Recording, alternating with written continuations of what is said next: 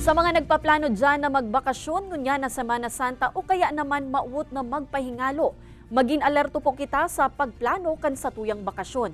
Sigun kaya sa PNP, may mga naglalakop ngunya na travel scam na nambibiktima online. Papaano makalikay sa scam na yan asin maging stress-free ang bakasyon? Aramon ta sa report ni Chris Novello. Ngunya na maabot na barakasyonan, duwang tourist destination ang maut dumanan ni Maydel Pante, ang perfect white sand beach sa Boracay asin an Calaguas Island sa Camarines Norte.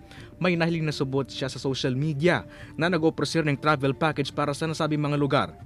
Nag-message, tapos nag-inquire ako kung magkano, tapos yun. Nakalimutan ko kasi kung ano yung exact na name ng tao. Ang mga siring ni Maydel pigpapalikay kan anti-cybercrime unit. Ninhulit na sa pagburutuan subot kan modus na travel scam.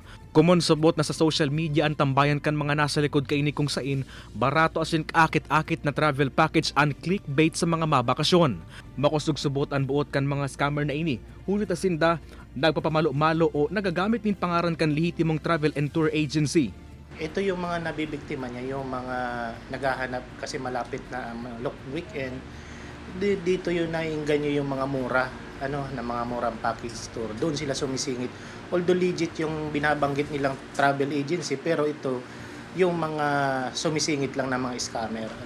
Pag nako asubuot ang buot kan biktima, digdi na subuot naghagad din advance fee ang scammer. Asin pag nagdeposit ang biktima, saka dain na makokontak ang scammer. Lalo na kung ang bayaran ay GCash, sa murang halaga, doon kasi sila nakakapag-inganyo na makapagbiktima. Pagirumdom kan mautoridad sa mga mabakasyon ngunya na Semana Santa, dahil basta-basta magtiwala sa mga nahihiling na package tour na inoprosir sa social media.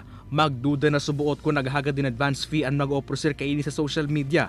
Mas maray man subot na on-site magpasiring sa mga travel agency as insertohon na accredited inikan Department of Tourism. Kay banan si Carlo Abunita, Chris Novello, Balitang Bicolandia.